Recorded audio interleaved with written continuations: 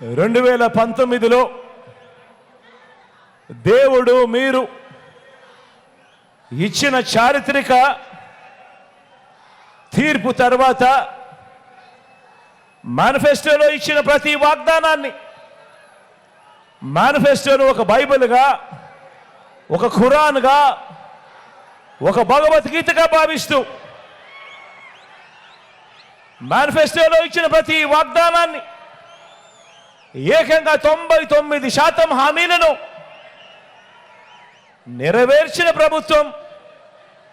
నెరవేర్చిన తర్వాత మళ్ళీ ప్రజల ముందుకు ఓటు అడగడానికి అడుగులు వేస్తా ఉన్న ప్రభుత్వం, విశ్వసనీయతకు ఇది అర్థము అని చెబుతూ అడుగులు వేశాము ఈ 58 నెలల పాలనలో. 5 ఏళ్ళు మన ప్రభుత్వం మంచి పాలన అందించిన తర్వాత ఇవాళ మళ్ళీ మీ ముందు నిలబడి ఇంత మంచి చేశాము అని సగర్వంగా, సవినయంగా చెప్పగలుగుతున్నందుకు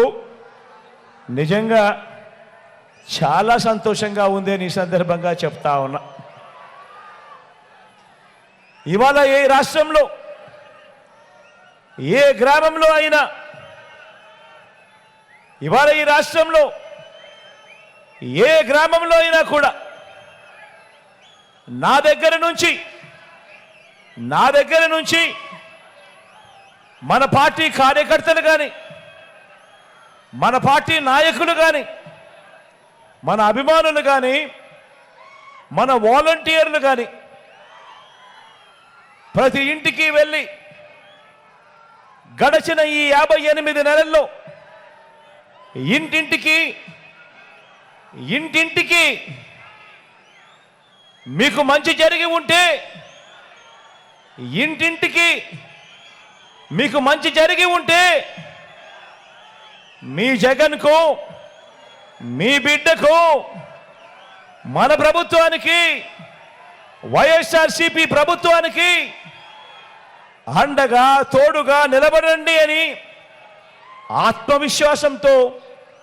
ఈరోజు ప్రతి ఒక్కరూ కూడా ప్రతి గడపకు వెళ్ళి అడగగలుగుతా ఉన్నారు అని అంటే దానికి కారణం దేవుడి దయతో, మీ అందరి చల్లని దీవెనలతో ఇంటింటికి, ప్రతి గ్రామానికి